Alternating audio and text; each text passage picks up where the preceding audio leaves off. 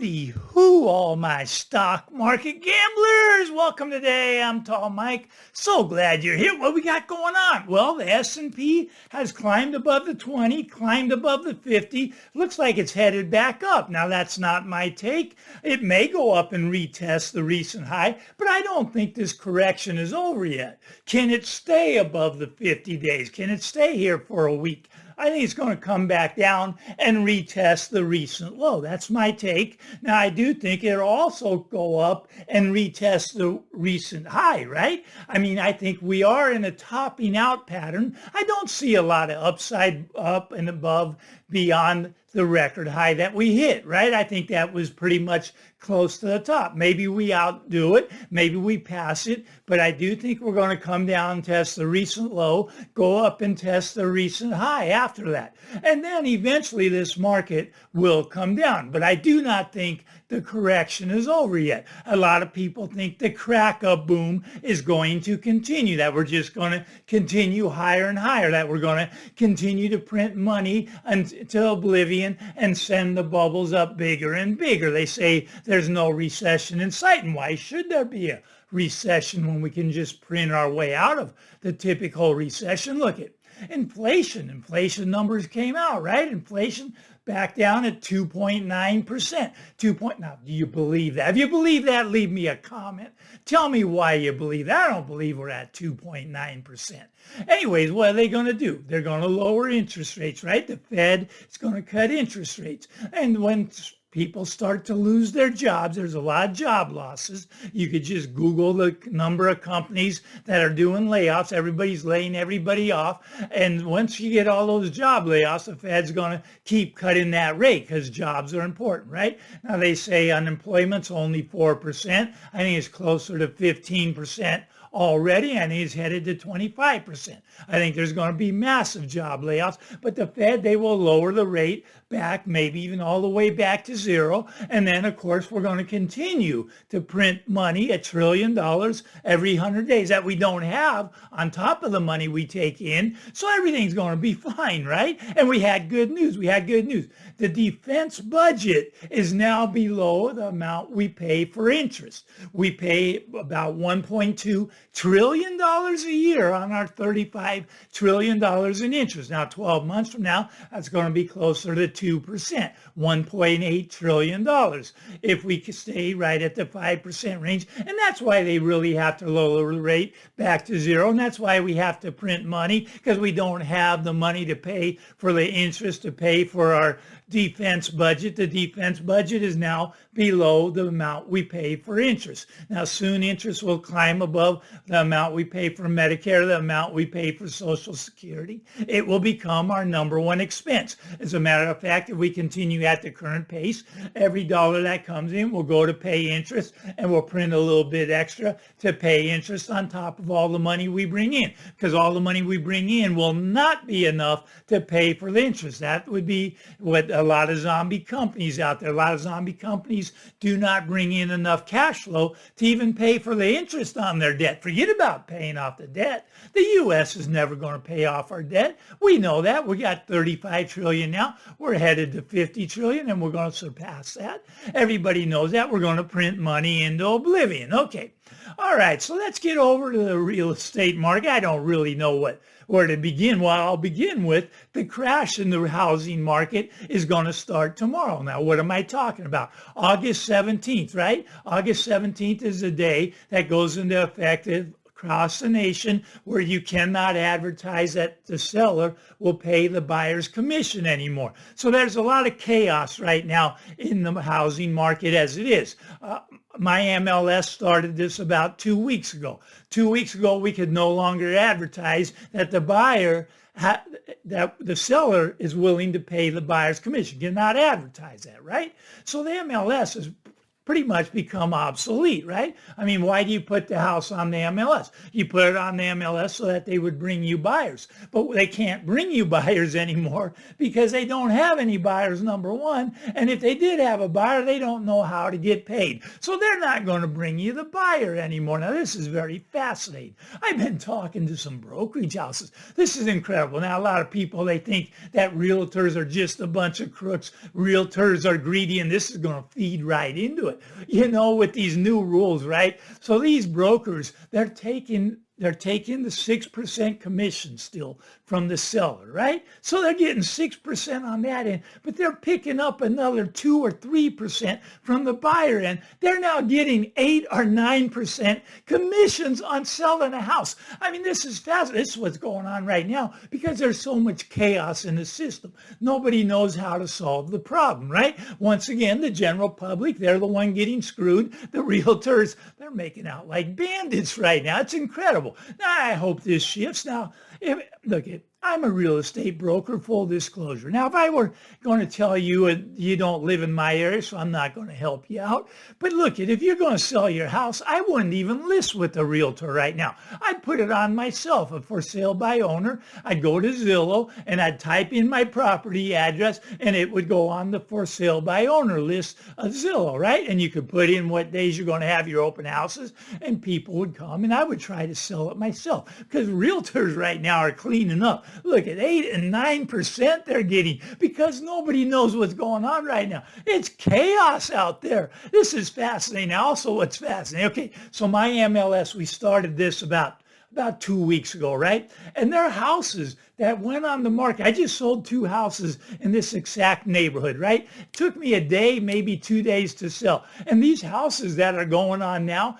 nicer than the ones I sold, for lower price than the ones I sold, but they have no offers. Why? Because nobody's bringing many buyers. They've killed the MLS. The MLS is now the most inefficient piece of property we have to use as a realtor. So I would bypass realtors altogether. This is a realtor saying this, and I would put it on yourself. I would just go to Zillow, put it on there, put in your open house and hope you can find the buyer yourself, take it to the title company and see if you can get it closed, and then pray that you don't get sued. Pray that you did everything right. Pray that you filled out all the forms because house prices are now starting to go down and they're going to start crashing as of tomorrow, August 17th, because this is the new law. And I can see the effects of the new law already in play. Longer days on market. They aren't getting any buyers. Lower prices. They're price reducing. We got total chaos. It's going to turn into a housing crisis. This is a terrible thing that just passed. And if you're sitting on a house to sell, I don't know what to sell. I'd try to sell it myself. That's what I'd do. I'd go out as a FSBO, a for sale by owner, put it on Zillow, and give it a shot yourself. Look at these realtors right now. They're having a field day because they're holding the sellers hostage. Look, they're locking you in at 6%. Maybe they get it sold. Maybe they don't get it sold. But if they get it sold, they're going to be collecting another 3% from the buyer just to bring them to you. Isn't that incredible? I mean, this is fascinating times. I don't think this can continue. This is not what they meant when they passed this law. They didn't mean for realtors to get more rich, to become more greedy, to become more crooked. That's not what this law was meant to do. It's meant to help out the seller, meant to help out the buyer, to help out the consumers. Is it helping them out? It might be helping out the buyers because house prices are going to be coming down really hard, really fast. Just my take. Once again, this is just my opinion. I'm entitled to have an opinion. People, they get on there. I say, 500 ounces of silver is going to buy you the average price home. Mike, will you stick to that? If I buy 500 ounces of silver and it doesn't buy the average price home, will you buy the average price home for me? Look, use your own brain, right? This is my opinion. Yes, I believe 500 ounces of silver is going to buy you the average price home because this thing's going to reset. And right now we got a crisis forming in the housing market. We got no buyers, and the buyers we have aren't represented because agents have to get them to sign 6 different forms just to get paid from the buyer, so they're not doing it. So the buyers are representing themselves. You might as well represent yourself as a seller. Go FSBO, See if you can find one of these buyers, bring it to the title company, see if you can get it closed up, and pray you don't get sued. The lawyers are going to clean up on this too. Oh, they already did clean up. They got a third of that 400 million, 130 million for the lawyers, right? Well, that's good. I guess the lawyers need some more money. They need some more cases. They're going to be booked up with real estate cases, though, because a lot of people, when they represent themselves, a lot of problems happen. Just be cautious out there. Be cautious out there. But I'd try to get it sold yourself as opposed to give it to a realtor right now. I want to talk a little bit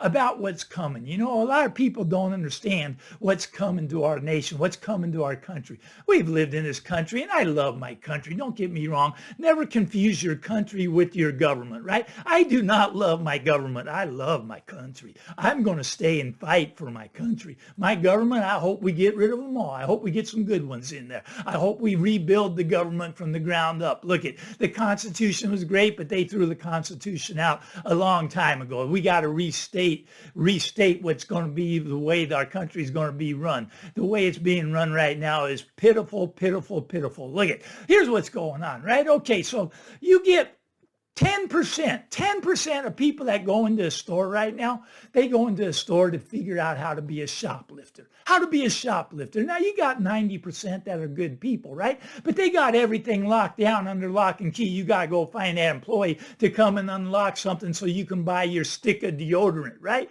Now, I'm getting tired of this stuff, but they have to do it because 10% of people that enter a store enter it to rip them off, right? And here's what's happened to our society. Now, this was a recent poll, right? A recent survey taken. I was reading this article. Anyways, 42% of Gen Zers, 42% of them are willing to call up their credit card processing company and refute a charge, even though they know the charge was legit. Even though they know they bought the item, they will call them up and refute that charge. 42% think it's okay to rip off the business, think it's okay to get away with stealing. 42%. Now, millennials, you're a little better than the Gen Zers. Gen Zs, what are you? 24 to 34, I guess. Okay, millennials, you're a little bit older. Only 22% of you are willing to do it. Look, at this country, people do not want to take responsibility. People do not want to pay for stuff. They want everything for free. Student loans, look at that.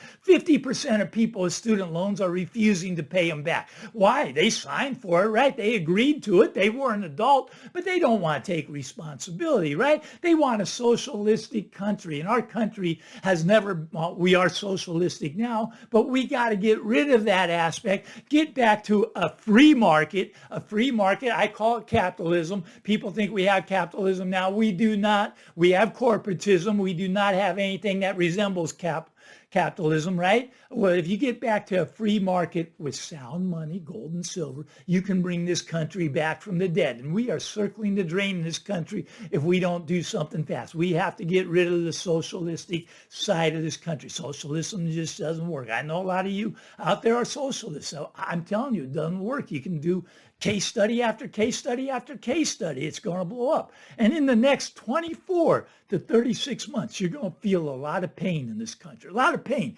People don't know what's coming. People have no idea. They stick their head in their sand. They don't want to hear this. They don't listen to Tall Mike. Now, once again, this is just my opinion. I am not responsible for your decisions. You make your own decisions. Yes, I'd listen to my opinion. I'd go listen to other opinions. You want the opposite opinion? Go listen to Dave Ramsey. He'll tell you, get out there and buy a house right now.